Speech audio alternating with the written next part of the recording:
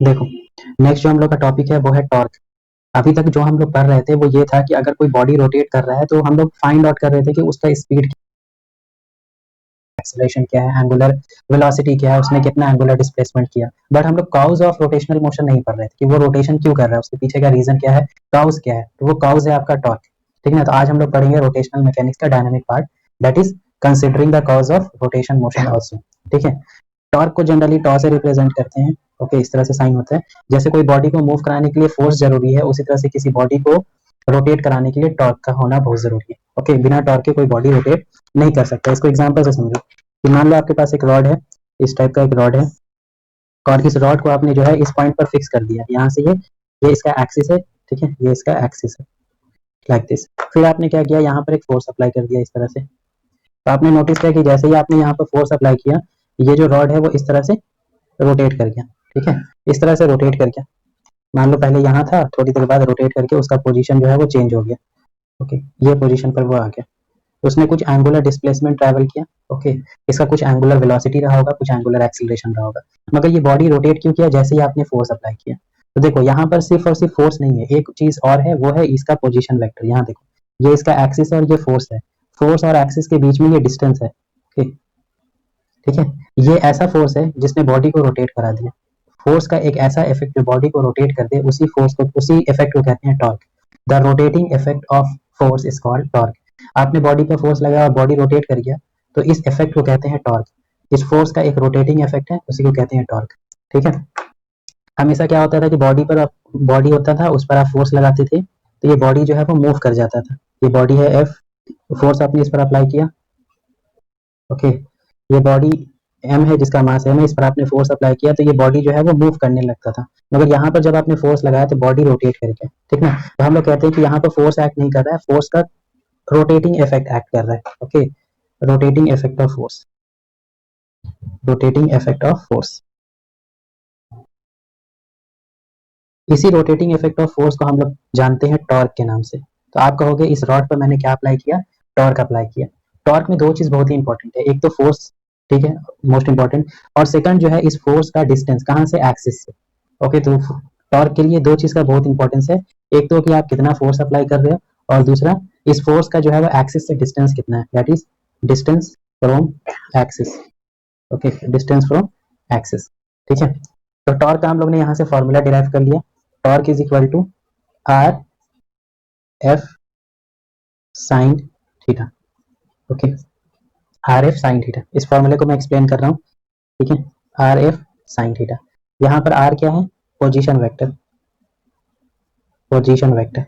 Okay, F क्या है, force vector, theta क्या है, theta is the angle between, theta is the angle between position vector and force vector के बीच का ये एंगल है। ठीक है। तो इसका मतलब टॉर्क का वैल्यू फोर्स पर भी डिपेंड करता है, पोजीशन वेक्टर पर भी डिपेंड करता है, और इन दोनों के बीच के एंगल पर भी डिपेंड करता है। जैसे यहाँ देखो, यहाँ पर आपका जो पोजीशन वेक्टर है, ओके, वो कहाँ से स्टार्ट होगा, एक्सिस से स्टार्ट होगा और यहाँ पर एंड होगा। ठीक है, इस तरह से मैं इसको अलग से बना देता हूँ। ये आपका एक्सिस है, ठीक है, और ये रहा आपका point of application of force, यहाँ पर आपने फोर्स अप्लाई किया। ठीक है। तो यहाँ से मैं एक्सिस से यहाँ पर इस पर क्या ड्रॉ करूंगा, पोजीशन वेक्टर। ये देखो, ये मैंने ड्रॉ किया पोजीशन वेक्टर आर। ठीक है। इसको थोड़ा सा पैरेलल शिफ्ट कर देता हूँ तो आपको क्लियरली दिखेगा कि फोर्स जो है वो अपर डायरेक्शन में है और पोजीशन वेक्टर जो है इस डायरेक्शन में है। इन दोनों के बीच में एंगल कितना बन रहा है, 90 डिग्री। ठीक है। तो इस केस में टॉर्क कितना जनरेट हुआ, तो torque is equal to formula होता है F r sine theta. Okay, torque is equal to F r sine theta. तो यहाँ पर साइन कितना है, 90 डिग्री, फोर्स का वैल्यू गिवन होगा। ठीक है, साइन 91। ओके, तो यहाँ पर टोटल टॉर्क कितना एक्ट कर रहा है, एफ इंटू आर। मान लो ये रॉड का लेंथ कुछ दिया होगा, तो रॉड का लेंथ ये आर के इक्वल हो जाएगा, और फोर्स जो आप अप्लाई कर रहे हो वो गिवन होगा। ठीक है। मान लो आपने 10 न्यूटन का फोर्स अप्लाई किया और लेंथ ऑफ रॉड जो है वो 2 मीटर है, तो 2 से मल्टीप्लाई कर दिया, this come out to be 20, इसका यूनिट बनेगा न्यूटन मीटर। ठीक है। तो torque is equal to r F sine theta. Okay, इस तरह से नहीं, इस तरह से लिखना चाहिए इसको, torque is equal to r F sine theta. Okay, r F sine theta. तो ये हो गया आपका टॉर्क का फॉर्मूला। इस फॉर्मूले को और अच्छे से समझेंगे और इसको मॉडिफाई भी करेंगे। ठीक है। आप इसको ऐसे भी लिख सकते हो, आपने क्रॉस प्रोडक्ट पढ़ा है, इसको ऐसे भी लिखा जा सकता है, r cross F, it is the cross product of position vector and F. Okay, it is the cross product of position vector and F. आपको मैंने जब सेंटर ऑफ मास पढ़ा रहा था तो मैंने आपको एक टर्म के बारे में इंट्रोड्यूस कराया था आपको, वो था मोमेंट। ठीक ना, मोमेंट का मतलब होता है जब आप किसी फिजिकल क्वांटिटी को उसके पोजीशन वेक्टर से मल्टीप्लाई कर देते हो तो वो मोमेंट कहलाता है। यहाँ पर भी वैसे ही कुछ हो रहा है। ठीक ना, आप जो है वो फोर्स को किससे मल्टीप्लाई कर रहे हो, उसके पोजीशन वेक्टर से ही मल्टीप्लाई कर रहे हो। तो आप ये इनडायरेक्टली कह सकते हो कि torque is basically the moment of force. Torque is basically the moment of force. तो टॉर्क को हम लोग टॉर्क भी कहते हैं और मोमेंट ऑफ फोर्स भी कहते हैं, मोमेंट ऑफ फोर्स। ठीक है, अब मैं इस फॉर्मूले पर आपको क्वेश्चन करके दिखाता हूँ कि इस पर कैसे क्वेश्चन आपका आ सकता है। ठीक है, मान लो आपको क्वेश्चन कुछ इस तरह से दिया हो। क्वेश्चन आपको ऐसे दिया जा सकता है कि मान लो ये पोजीशन वेक्टर आपको दिया हो क्या होगा, 2i cap plus 3j cap plus 2k cap. Okay, और उसी तरह से आपको फोर्स वेक्टर दिया गया होगा i cap plus 2j cap plus 3k cap, और आपसे पूछा जाएगा कि what will be the value of torque. Torque का वैल्यू बताएं कितना है। ठीक है, तो टॉर्क का वैल्यू अगर आप यहाँ से निकालना चाह रहे हो तो आपका टॉर्क का फॉर्मूला ये वाला यूज कर लेना आप, आर क्रॉस एफ। कभी भी एफ क्रॉस आर मत करना, ठीक ना, रिजल्ट अपोजिट हो जाएगा। आर क्रॉस एफ, इसको सॉल्व करने का सबसे इजी मेथड है डिटर्मिनेंट मेथड। ओके, इस तरह से हम लोग सॉल्व करते हैं। यहाँ आई लिखो, जे लिखो और के लिखो, ये वेक्टर चैप्टर में बताया था, इसी तरह से सॉल्व करते हैं क्रॉस प्रोडक्ट को। कॉफिशेंट लिखो 2 3 2, 2 3 2। एफ का कॉफिशेंट लिखो 1 2 3, 1 2 3। ठीक है, इसको सॉल्व कर लेते हैं। इस तरह से सॉल्व होगा, आई कैप से स्टार्ट करो, इस रो इस कॉलम को हाइड करो, इसको इससे मल्टीप्लाई करो, माइनस इसको इससे मल्टीप्लाई करो। 3 3 9 -4, यहाँ प्लस है तो यहाँ लिखो माइनस जे कैप। जे के लिए वर्क कर रहे हो तो 2 3 6 माइनस 1 2 2, यहाँ प्लस माइनस फिर से प्लस ए कैप। ए के लिए वर्क कर रहे हो तो 2 2 4 -3। ओके, ये आंसर आ जाएगा यहाँ से आपका। ये टॉर्क का फाइनल फार्मूला आ जाएगा यहाँ पर आपको, 5i cap, 5i cap minus 4j cap plus के कैप। ये हो गया आपका टॉर्क वेक्टर। ठीक है, अगर आपको इसका टॉर्क का मैग्नीट्यूड निकालना है तो अंडर रूट, पता है ए स्क्वायर बी स्क्वायर सी स्क्वायर, 5 का स्क्वायर प्लस -4 का स्क्वायर प्लस 1 का square, newton metre is the answer. Okay, तो एक क्वेश्चन टाइप तो ये हो सकता है। ठीक है, तो टॉर्क का ओवरऑल कॉन्सेप्ट ये होता है कि जब आप किसी बॉडी पर फोर्स लगाते हो और फोर्स बॉडी जो है वो रोटेट कर जाता है तो आप उस पर टॉर्क लगाते हैं। जैसे आपके घर में जो डोर होता है, ठीक ना, ये आपका डोर है। ठीक, डोर पर यहाँ पर हैंडल होता है, या आप हैंडल पर फोर्स लगाते हो या डोर पर आप फोर्स लगाते हो तो यहाँ पर डोर जो है वो ओमेगा से रोटेट कर जाता है इस एक्सिस के अबाउट। इसका मतलब आपने डोर पर क्या अप्लाई किया, टॉर्क अप्लाई किया। ठीक है, एक चीज और आप नोटिस करोगे, डोर का जो हैंडल होता है वो उसके एक्सिस से दूर होता है। ओके, डोर का जो हैंडल होता है उसके एक्सिस से काफी दूर होता है, मतलब बिल्कुल समझ लो जितना दूर हो सकता है उतना दूर हम लोग हैंडल उस पर अप्लाई करते हैं। रीजन क्या है हैंडल दूर रखने का।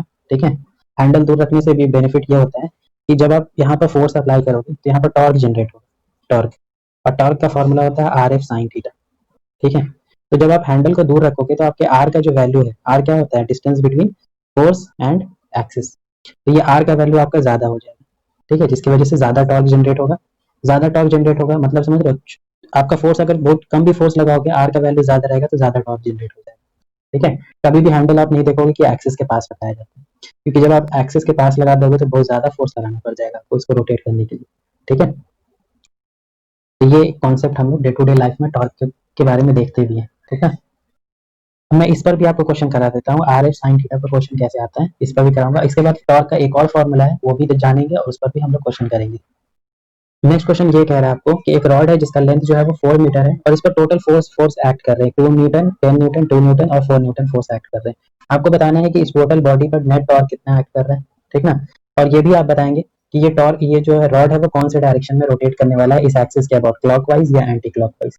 ठीक है, तो इस क्वेश्चन में आपको ये चीज दिख रहा है कि इस क्वेश्चन में थीटा मतलब एंगल इन्वॉल्व है, एंगल आपका दिख रहा है, तो आप एंगल वाला फॉर्मूला यूज कर सकते हो। टॉर्क का जो बेसिक फॉर्मूला मैंने आपको बताया, torque is equal to r F sine theta. Okay, इसका हम लोग यूज करेंगे।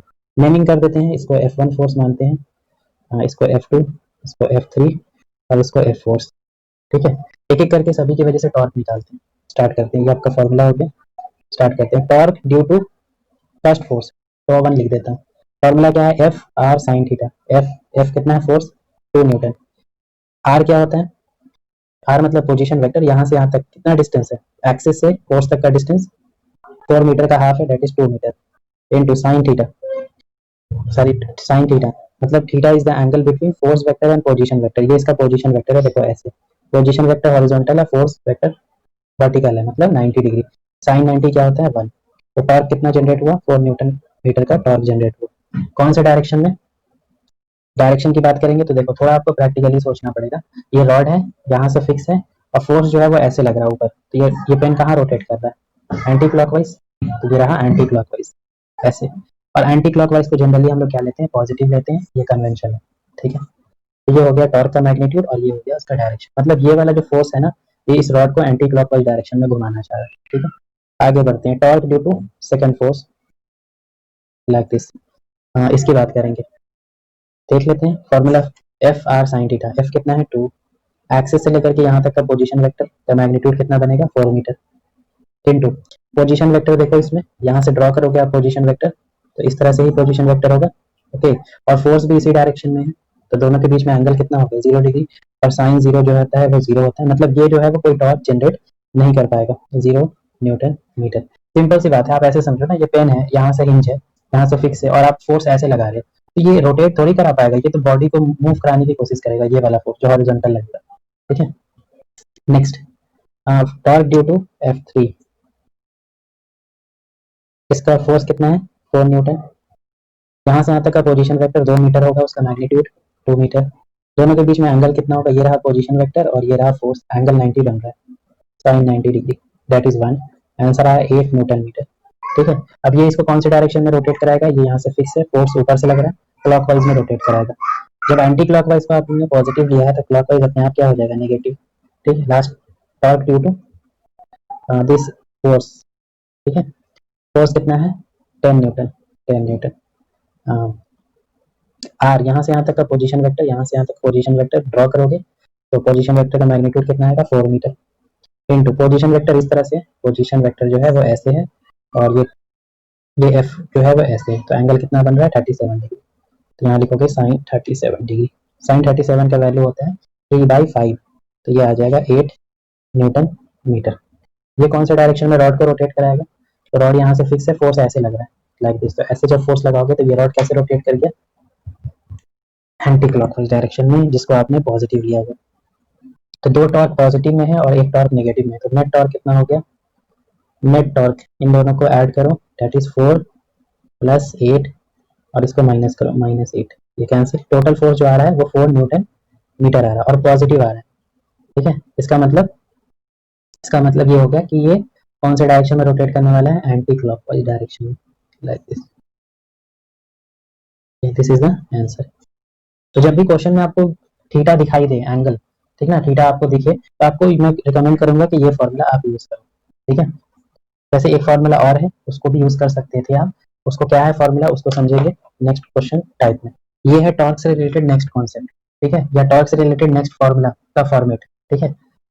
तो देखो इसमें क्या हो रहा है कि मान लो कि एक रॉड है और जिस पर आप ये फोर्स लगा रहे हो एफ, और ये रॉड जो है वो ऑरिजिन के अबाउट फिक्स है, मतलब यहाँ पर उसका एक्सिस ऑफ रोटेशन है, या एंगल थीटा है, ठीक है। तो ऑफकोर्स ये रॉड जो है वो क्लॉकवाइज डायरेक्शन में रोटेट करने वाला है इस फोर्स की वजह से, ठीक है, ये तो हम लोग क्लियरली दिख रहा है। अगर मैं इसमें फॉर्मूला यूज करूँ कि कितना टॉर्क जनरेट कर रहा है ये फोर्स, तो टॉर्क का फॉर्मूला होता है F r sine theta, okay. अब मैं क्या करने वाला हूँ, इसको समझने वाला हूँ कि ये आर साइन थीटा क्या है, इसको मैं सेपरेट कर लेता हूँ, एफ आर साइन थीटा। इस फिगर में आते हैं, आर क्या होता है पोजीशन वेक्टर, पोजीशन वेक्टर कैसे ड्रॉ करते हैं, एक्सिस ऑफ रोटेशन से फोर्स के बीच को, इसी को कहते हैं पोजीशन वेक्टर, लाइक दिस, ठीक है। अगर मैं यहाँ से परपेंडिकुलर ड्रॉ कर दूं लाइक दिस, तो ये थीटा है, ये आर है, तो ये लेंथ कितना हो जाएगा आर साइन थीटा, कई बार बताया है थीटा के सामने वाला साइड होता है आर साइन थीटा, ठीक है। अब ये आर साइन थीटा, अब यहाँ पर आपको मेन, इसका जो मेन पॉइंट है वो समझना है, ये फोर्स है, ये line of action of force है, इसको मैंने प्रोसीड कर दिया दोनों डायरेक्शन में, ठीक। ये इसका एक्सिस है, और ये line of action of force है, ये क्या है, line of action of force, line of action of force. R sine theta ये है, तो ये लेंथ भी क्या होगा आर साइन थीटा ही होगा, ठीक है। मगर r sine theta is basically the perpendicular, ये डिस्टेंस है क्या, it is the perpendicular distance, it is the perpendicular distance between axis and line of action of force. मतलब आर साइन थीटा क्या होता है, परपेंडिकुलर डिस्टेंस होता है, perpendicular distance between axis of rotation and line of action of force, okay. इसीलिए कई book में आपने देखा होगा कि ये फॉर्मूला भी लिखा होता है, torque into F into perpendicular distance, direct F into perpendicular distance. तो आर साइन थीटा क्या होता है, पोजीशन वेक्टर का वो कंपोनेंट जो एक्सिस के बिल्कुल परपेंडिकुलर होता है for line of action of force. या सिंपल लैंग्वेज में कहें तो torque is equal to F into r perpendicular. R perpendicular is the perpendicular distance between axis and line of action of force. ठीक है, line of action of force, इस format पर सबसे ज्यादा आपको क्वेश्चन देखने को मिलेगा। ठीक है, और ये सबसे स्टैंडर्ड फॉर्मेट है। यहाँ पर एक क्वेश्चन है जिसमें ये कह रहा है कि एक रॉड है जिसका लेंथ 5 मीटर है और इसका जो मास है वो 5 kg है। इस पर एक फोर्स अप्लाई किया जा रहा है हॉरिजॉन्टल डायरेक्शन के अलावा 10 न्यूटन का फोर्स अप्लाई किया जा रहा है, और यहाँ से लेकर के यहाँ तक का जो डिस्टेंस है वो 3 मीटर आपका गिवन है।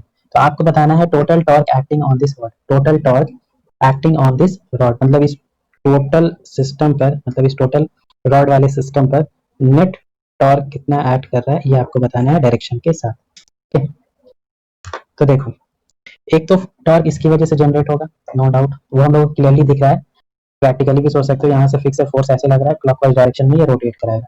मगर यहाँ पर एक फोर्स और है, वो फोर्स कौन सा है, मास देखो 5 kg का मास है यहाँ पर, तो मतलब यहाँ इस फोर्स की वजह से यहाँ पर centre of mass, centre of mass के अबाउट नीचे कौन सा फोर्स एक्ट कर रहा होगा इस डायरेक्शन में, mg फोर्स।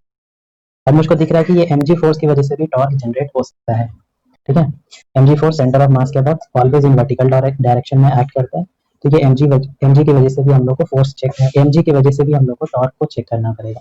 ठीक है, और कोई फोर्स इन्वॉल्व नहीं है इसमें। ठीक, अगर आप देखोगे तो एक फोर्स और है मगर उसका ज्यादा इंपॉर्टेंस नहीं है, यहाँ पर एक और फोर्स है जिसको कहेंगे नॉर्मल रिएक्शन। यहाँ पर कॉन्टैक्ट है ना ग्राउंड और रॉड के बीच में, तो यहाँ पर एक नॉर्मल रिएक्शन फोर्स भी एक्ट कर रहा है, चलो वो भी देख लेते हैं, ये रहा नॉर्मल रिएक्शन। ठीक है, और कोई फोर्स इन्वॉल्व अब इसमें नहीं है। ठीक है, सबकी वजह से टॉर्क निकालेंगे। टॉर्क ड्यू टू नॉर्मल से ही स्टार्ट करते हैं, torque due to normal, force कितना है, ये फॉर्मूला यूज करेंगे, force into perpendicular distance, force कितना है नॉर्मल। ओके, देखो इस क्वेश्चन में कहीं पर भी आपको थीटा इन्वॉल्व होता हुआ नहीं दिखाई दे रहा, थीटा नहीं है, ठीक ना, तो हम लोग, मैं रिकमेंड करूंगा यही फॉर्मूले से आगे बढ़ते हैं। ठीक, ऐसा नहीं आप थीटा निकाल सकते हो, ये 5 है ये 3 है तो ये 37 डिग्री होगा, ये आप ये 53 डिग्री होगा, ये फाइंड आउट कर सकते हो, मगर हम लोग उस पर नहीं जाएंगे, हम लोग को इस फॉर्मूले पर कमांड करना है अच्छे से, और खास ये वाले टर्म पर, ये वाले टर्म पर। ठीक है, perpendicular distance between axis and line of action of force. आगे बढ़ते हैं, टॉर्क ड्यू टू नॉर्मल, इस नॉर्मल की वजह से कितना टॉर्क जनरेट हो रहा है। ठीक है, फोर्स लिखा इंटू परपेंडिकुलर डिस्टेंस, इसके line of action of force को अगर आप प्रोसीड भी करोगे तो ये फोर्स जो है वो एक्सिस पर ही लाई कर रहा है, ये फोर्स जो है वो एक्सिस पर ही लाई कर रहा है, तो एक्सिस और फोर्स के बीच में कोई डिस्टेंस ही नहीं है, आर का वैल्यू जीरो है, आर परपेंडिकुलर का वैल्यू जीरो है, और ये टॉर्क कितना जनरेट करेगा, जीरो, नो टॉर्क। सिंपल सा लॉजिक है, प्रैक्टिकली भी सोचो कि यहाँ इसके अबाउट एक्सिस है और आप फोर्स जो है इसी पर लगा रहे हो, तो यहाँ से तो वो एक्सिस है ना, तो ये मूव कैसे करेगा, ठीक ना, एक्सिस से कुछ दूरी पर जाकर के फोर्स लगाते हो तब जाकर के टॉर्क जनरेट होता है, आप तो एक्सिस पर ही फोर्स लगा रहे हो तो रोटेट नहीं करेगा। ठीक है, चलो आगे बढ़ते हैं, torque due to this force, torque due to this force is equal to, force कितना है एफ, परपेंडिकुलर डिस्टेंस निकालने का सबसे बेस्ट मेथड है जो किसी बुक में नहीं लिखा होता है, line of action of force को प्रोसीड करो, line of action of force क्या है, ये है, इसको प्रोसीड करो दोनों डायरेक्शन में, कर दिया। ऐसा हम लोग इसलिए करते हैं ताकि हम लोग क्लियरली दिख जाए कि एक्सिस और ये line of action of force के बीच का परपेंडिकुलर डिस्टेंस ये चाहिए मुझको। ठीक है, आसान है, ये 3 है ये 5 है तो ये कितना होगा 4 होगा, 3 4 5 का स्टैंडर्ड ट्रायंगल बनता है, तो आर परपेंडिकुलर कितना होगा 4, बस हो गया, सॉल्व कर लो, एफ का वैल्यू कितना दिया हुआ 10, तो ये हो गया 14 न्यूटन मीटर। अब ये रॉड को कौन से डायरेक्शन में रोटेट करेगा, रॉड यहाँ से फिक्स है, फोर्स इस तरफ से लग रहा है ऐसे, तो ये रोटेट करेगा क्लॉकवाइज, क्लॉकवाइज को जनरली हम लोग क्या लेते हैं नेगेटिव, क्लॉकवाइज नेगेटिव। चलो आगे बढ़ते हैं, last, torque due to mg force, ये रहा mg, mg डाउनवर्ड डायरेक्शन में mg, ये फोर्स हो गया, परपेंडिकुलर डिस्टेंस फिर से वही करेंगे, इसके लाइन ऑफ एक्शन को प्रोसीड करेंगे दोनों डायरेक्शन, प्रोसीड कर दिया, एक्सिस को देखा और इसको लाइन ऑफ एक्शन को देखा, तो मुझको पता चल गया ये परपेंडिकुलर डिस्टेंस है यहाँ से यहाँ तक। ओके, अब ये परपेंडिकुलर डिस्टेंस कैसे निकालेंगे, थोड़ा सा हम लोग ज्योमेट्री यूज करेंगे 8-9 क्लास का। ये दो ट्रायंगल आप देख रहे हो, छोटा वाला ट्रायंगल और इसी से मिलता हुआ बड़ा वाला ट्रायंगल, बड़ा वाला ट्रायंगल और छोटा वाला ट्रायंगल, ये दोनों सिमिलर है, ये दोनों ट्रायंगल क्या है, सिमिलर है। ओके, तो इसका मतलब ये हो गया, दिस लेंथ, ये 3 मीटर का लेंथ, और ये लेंथ जिसकी हम लोग को जरूरत है x, मान लो x, उसी तरह से यहाँ से लेंगे, इस रॉड का लेंथ कितना है टोटल 5, ओके, और इसके हाफ लेंथ का कितना हो जाएगा, सेंटर ऑफ मास मिडिल से पास करते हैं तो हाफ कितना हो जाएगा 5/2, 5 से 5 कैंसिल, ये 2 हो गया, x का वैल्यू आया 3/2, x का वैल्यू यहाँ से आ गया 3/2, और यही x जो है हम लोग का किसका काम कर रहा है, परपेंडिकुलर डिस्टेंस का काम कर रहा है, दिस इज 3/2। ठीक है, सिमिलैरिटी ऑफ ट्रायंगल यूज कर लिया और कुछ नहीं है। ओके 2 है यहाँ पर, हाँ 3/2, m का वैल्यू जो है वो दिया हुआ है 5, 50 हो जाएगा, g का वैल्यू अगर 10 लेते हो तो 2, 3/2 75 आएगा, ये 75 न्यूटन मीटर। मगर इसका डायरेक्शन चेक करना पड़ेगा, ये रॉड यहाँ से फिक्स है, फोर्स ऐसे लग रहा है, ये हो गया क्लॉकवाइज, ये भी क्लॉकवाइज होगा, क्लॉकवाइज नेगेटिव लेते हैं, दोनों क्लॉकवाइज है, दोनों टॉर्क क्लॉकवाइज है, तो टोटल टॉर्क ऐड कर दो, इसका है 40 और इसका है 75। ओके तो 115, तो यहाँ पर टोटल कितना टॉर्क हो गया 115 न्यूटन मीटर टॉर्क हो गया, कौन से डायरेक्शन में, ओवरऑल ये रॉड कौन से डायरेक्शन में रोटेट करने वाला, क्लॉकवाइज, क्लॉकवाइज, जिसको नेगेटिव लेते हैं, या नहीं तो आप ऐसे लिख देना 105 newton metre clockwise direction is the answer. देखो ये क्वेश्चन ये कह रहा है, नेक्स्ट क्वेश्चन सेम कॉन्सेप्ट पर, ये आपका एक रॉड है जिसका मास 5 kg है और इसका टोटल लेंथ जो है वो 6 मीटर है, यहाँ पर जो है एक नाइफ एज को रखा गया है, ओके नाइफ एज मतलब इसके अबाउट ये जो है, ये एक तरह से समझ लो कि ये एक्सिस हो गया इसका, ठीक है, जैसे सी सॉ जो होता है, सी सॉ झूला जो होता है पार्क में देखा होगा, उसमें भी तो ऐसा ही कुछ होता है, बीच में एक रॉड टाइप का होता है जिसके अबाउट ये सी सॉ होता है, ओके इस तरह से, तो ये इसके अबाउट जो है इसका एक्सिस ऑफ रोटेशन हो रहा है, इस एक्सिस के अबाउट, यहाँ पर दो फोर्सेज एक्ट कर रहा है 5 न्यूटन ईच, ठीक है, और आपको बताना है कि ये जो ओवरऑल इस पर जो टॉर्क जनरेट हो रहा है, नेट टॉर्क का वैल्यू कितना है, इसमें आपको बताना है net torque is equal to what, ठीक है, तो क्वेश्चन इजी फॉर्मेट का है, इस पर क्वेश्चन और भी आप प्रैक्टिस करना, मैं फॉर्मेट बता देता हूँ क्वेश्चन बनता कैसे इस टाइप का क्वेश्चन, तो क्वेश्चन में ज्यादा कुछ दिया हुआ नहीं है, सिर्फ मास इसका गिवन है, लेंथ गिवन है, दो फोर्सेस का वैल्यू गिवन है और आपको नेट टॉर्क वैल्यू निकालना है, ठीक है, एक फोर्स और है इसमें जो हिडन है, जो आपको दिख नहीं रहा है, ठीक है, वो फोर्स है मास की वजह से, ठीक है, ये मास की वजह से mg फोर्स एक्ट करेगा और mg फोर्स हमेशा सेंटर ऑफ मास के अबाउट एक्ट करता है डाउनवर्ड डायरेक्शन में, तो पहले तो हम लोग वो फोर्स ड्रॉ कर लेते हैं, बिल्कुल मिडिल में आ जाते हैं, 3 यहाँ पर होगा और 3 के अबाउट मैंने यहाँ पर mg फोर्स ड्रॉ कर दिया, ठीक है, एक और फोर्स है जिसका ज्यादा इंपॉर्टेंस तो है नहीं, फिर भी ड्रॉ करेंगे, यहाँ पर दोनों के बीच में कॉन्टैक्ट है, तो यहाँ पर नॉर्मल रिएक्शन रॉड पर एक्ट करेगा, ये नॉर्मल रिएक्शन अपर डायरेक्शन में, चलो सबकी वजह से टॉर्क निकालेंगे, क्योंकि क्वेश्चन में ज्यादा थीटा इन्वॉल्व होता हुआ दिखाई नहीं दे रहा है, तो हम लोग वही फॉर्मूले पर स्टिक रहेंगे, torque is equal to F into perpendicular distance, torque is equal to F into perpendicular distance, torque सबसे पहले किस केस से निकालते हैं, जो सबसे इजी दिख रहा है, टॉर्क ड्यू टू नॉर्मल, लिखने की जरूरत नहीं है जीरो, क्योंकि एक्सिस पर ही लाई कर रहे हैं, अब थोड़ा सा डायरेक्ट करेंगे, torque due to m g, torque due to m g, formula कितना है एम जी और परपेंडिकुलर डिस्टेंस, ये देखो डायरेक्ट यहाँ से परपेंडिकुलर डिस्टेंस, यहाँ से यहाँ कितना होगा, ऑफकोर्स 1 मीटर होगा, ओके यहाँ 3 मीटर था ना, 2 मीटर माइनस कर दिया 1 मीटर, ओके एम का वैल्यू दिया हुआ है 5, इसको अगर आप 10 ले लेते हो तो ये आ जाएगा 15 न्यूटन मीटर, ओके, और ये जो है इसको कौन से डायरेक्शन में रोटेट कराना चाह रहा है, नीचे लगेगा क्लॉकवाइज डायरेक्शन में, clockwise direction negative, like this, आगे बढ़ते हैं, टॉर्क ड्यू टू दिस, इसको कुछ मान लेते हैं F1 फोर्स, ठीक, torque due to this F1 force, force कितना है 5 newton, perpendicular distance from axis of rotation, axis of rotation यहाँ है, फोर्स यहाँ लग रहा है, यहाँ से परपेंडिकुलर डिस्टेंस यही रहेगा, ठीक है, परपेंडिकुलर डिस्टेंस यहाँ से यहाँ तक 4 मीटर, दिस इज 4 मीटर, कितना आया 4 5 से 20 न्यूटन मीटर, और डायरेक्शन की बात करें, यहाँ से ये एक्सिस ऑफ रोटेशन है, फोर्स ऊपर लग रहा है, मतलब एंटी क्लॉकवाइज, एंटी क्लॉकवाइज को पॉजिटिव लेते हैं, last torque due to this force F2,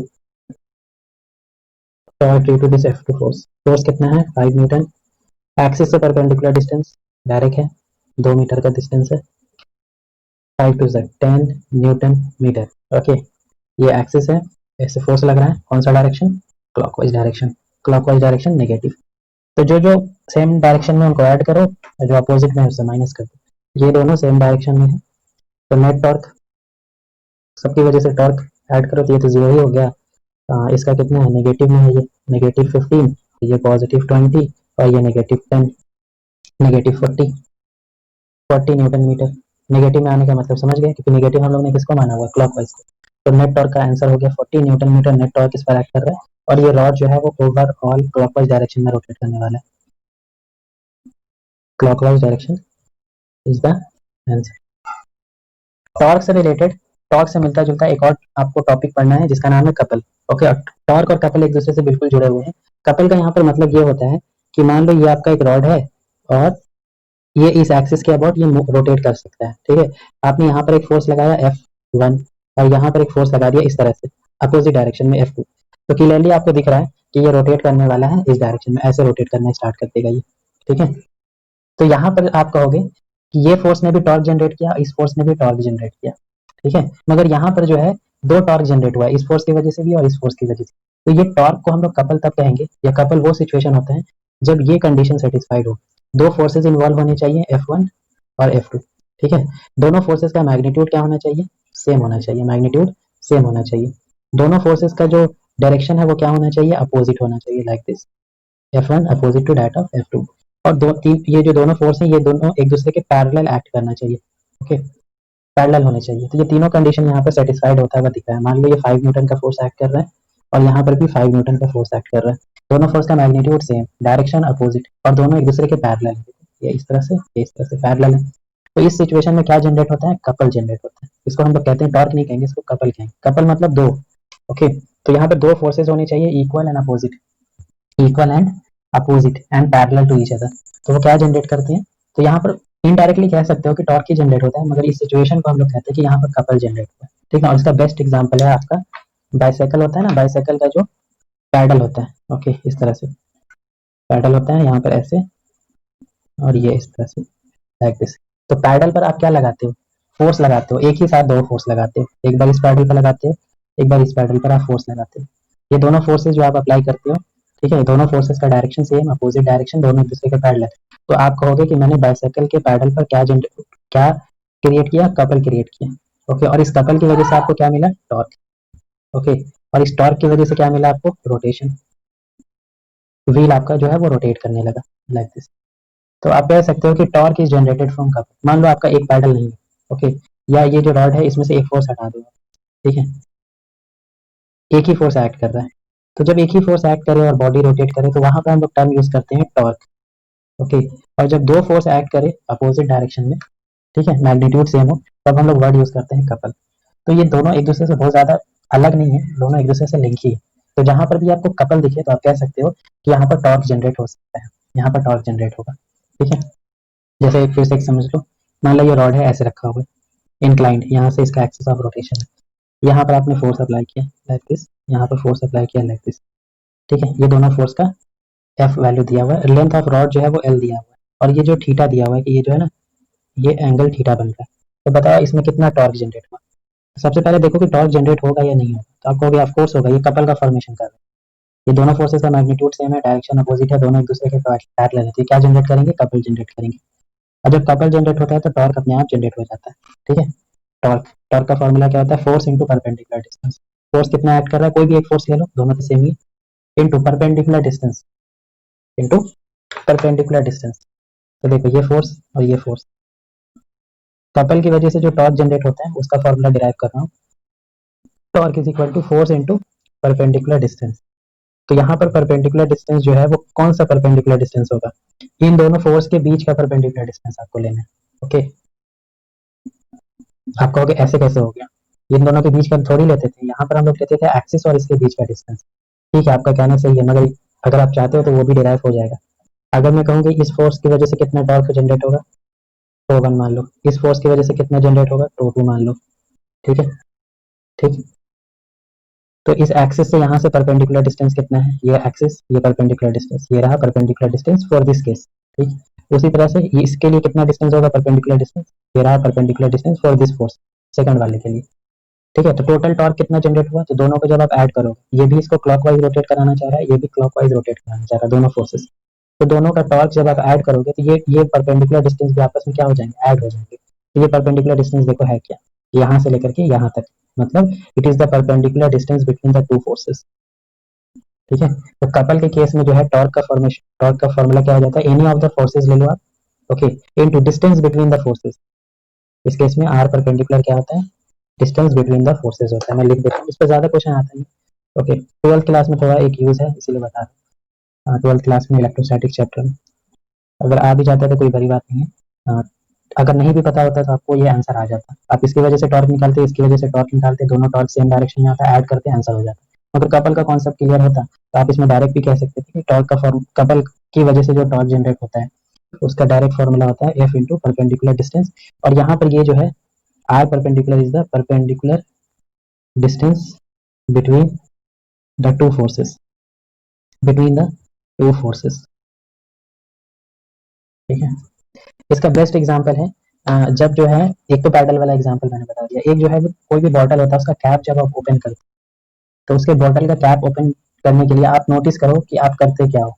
आप दो फोर्स एक साथ लगाते हो अपोजिट डायरेक्शन में, थंब से आप उसको आगे रोटेट करना चाहते हो तो इंडेक्स फिंगर से पीछे, ठीक ना। तो वहां पर आप बेसिकली क्या, सबसे एग्जैक्ट वर्ड जो आप यूज करना चाहिए आपको वो कपल यूज करना चाहिए, कि मैंने बॉटल को, कैप को ओपन करने के लिए कपल जनरेट किया, ठीक ना। और उस कपल से मुझको क्या मिला, टॉर्क मिला, उसकी वजह से वो रोटेट कर गया और कैप जो है वो ओपन हो गया, ठीक है, लाइक दिस। अब हम लोग क्या करने वाले हैं, ट्रांसलेशन मोशन को जो है वो रोटेशनल मोशन से कंपेयर करेंगे। जब तक आप कंपेयर नहीं करोगे ये चैप्टर आपको टफ लगेगा, और कंपेयर होने के बाद ये चैप्टर बहुत इजी आपको लगेगा। देखो, ट्रांसलेशन मोशन में सबसे पहले हम लोग ने पढ़ा था मास के बारे में, ठीक है। तो यहाँ अगर मास है तो यहाँ है मोमेंट ऑफ इनर्शिया, एम की जगह क्या लिखोगे, एम का एनालॉगस क्या है, आई है, okay. Mass is moment of inertia. फिर आपने इसमें पढ़ा था डिस्प्लेसमेंट, तो यहाँ पढ़ोगे आप एंगुलर डिस्प्लेसमेंट थीटा, ये लीनियर डिस्प्लेसमेंट है, ये एंगुलर डिस्प्लेसमेंट। जब बॉडी मूव कर रहा है तो सिंपल डिस्प्लेसमेंट, जब बॉडी रोटेट कर रहा है तो एंगुलर डिस्प्लेसमेंट।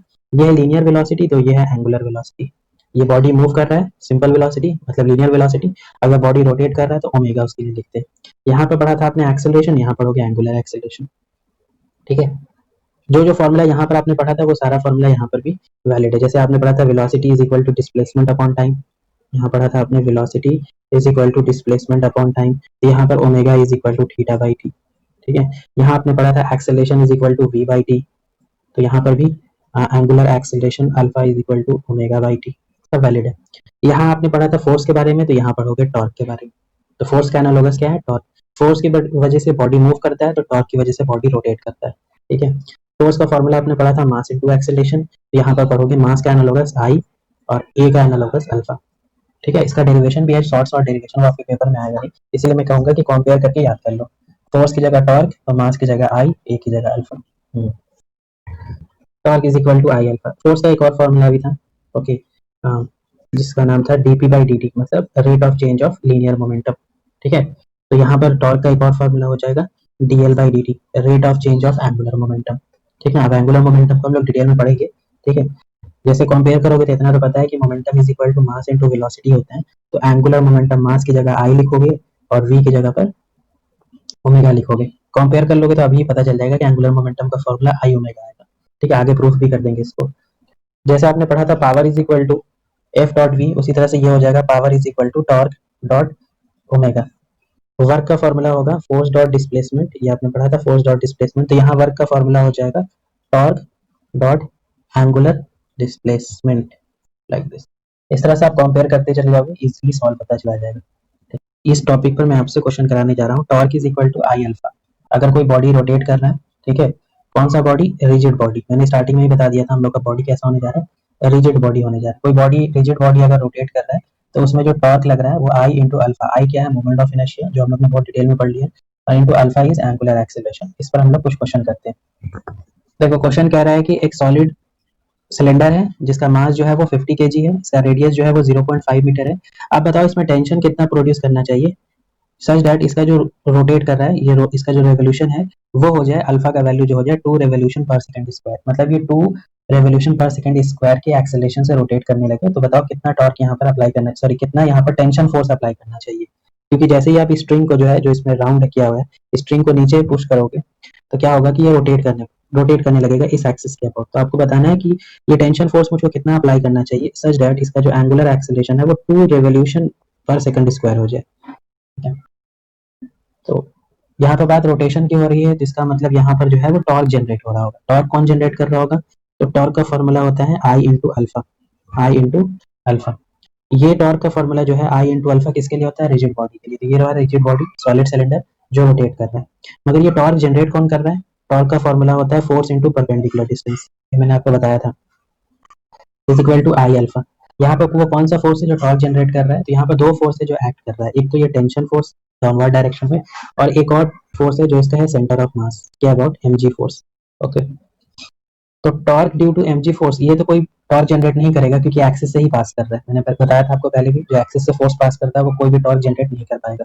टॉर्क किसकी वजह से जनरेट हो रहा है? टेंशन फोर्स की वजह से जनरेट हो रहा है। कितना टॉर्क जनरेट हो रहा है? तो फोर्स इंटू एक्सिस से परपेंडिकुलर डिस्टेंस, जो कि इक्वल हो चुका है रेडियस ऑफ सिलेंडर के, T into R is equal to I. I मतलब इस सिलेंडर का मोमेंट ऑफ इनर्शिया। इस सिलेंडर का मोमेंट ऑफ इनर्शिया वही होगा जो डिस्क का होता है। याद करो, डिस्क को कॉम्बो करते थे तो सॉलिड सिलेंडर बन जाता। तो कितना होगा डिस्क का?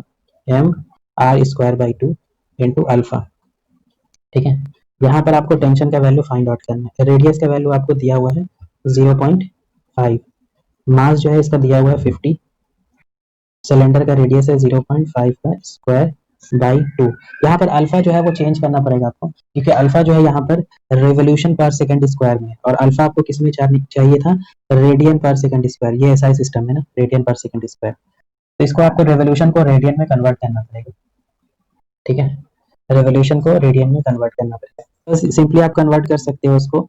एक रेवोल्यूशन में कितना एंगल ये मूव करता है? अगर ये एक रेवोल्यूशन करे, रेवोल्यूशन को रेडियन में करना है, तो आपको पता है कि एक रेवोल्यूशन में वो 2 पाई रेडियन एंगल बनाता है। तो 2 रेवोल्यूशन में कितना बनाएगा? तो सिंपली है 2 इंटू 2 पाई रेडियन, इतना एंगल बनाएगा। बस यहाँ पर अल्फा की जगह यही लिखो, 2 रेवोल्यूशन लिखा हुआ है ना, तो 2 रेवोल्यूशन में कितना एंगल बनाएगा? 2 इंटू 2 पाई रेडियन एंगल बनाएगा। ठीक है, इस तरह से कन्वर्ट हो गया 4 पाई रेडियन पर सेकंड स्क्वायर। इसको सॉल्व कर लो, पाई का वैल्यू क्या रखोगे? 3.14 रखोगे। एक यहाँ से ये कैंसिल ही हो जाएगा।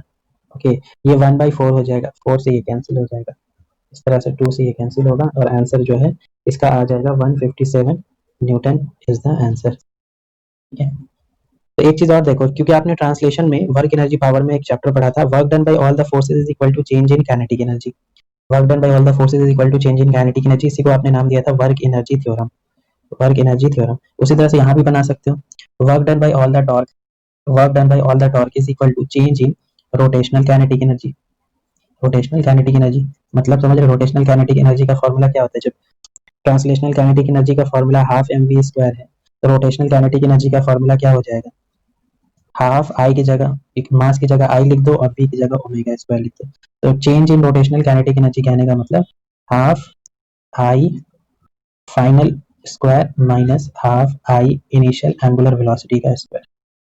ठीक है, तो इस तरह से जब आप कंपेयर करोगे तो बहुत इजीली आपको समझ में आएगा कि मास की जगह आई रखना है, डिस्प्लेसमेंट लीनियर डिस्प्लेसमेंट की जगह angular displacement, linear velocity angular velocity, linear acceleration angular acceleration.